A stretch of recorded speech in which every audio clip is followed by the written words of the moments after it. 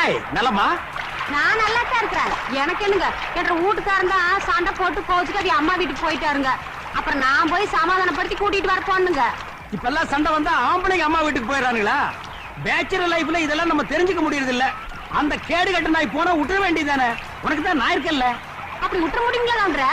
1000 தான் இருந்தாலும் தாலி கட்டின புருஷனாச்சே. கல்யாணாலும் காண புள்ளனாலும் புருஷன் சொல்லுவாங்கல்ல.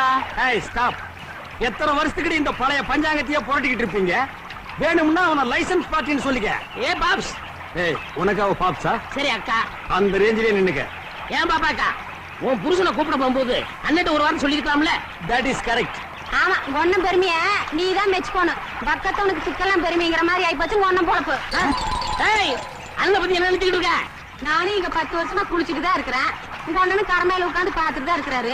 என்ன பிரயோசனம்? ஆத்துல இறங்கவே துப்பு இல்ல. தயிர் இருந்தா தண்ணியில இறங்கி வர சொல்லி பாக்கலாம்.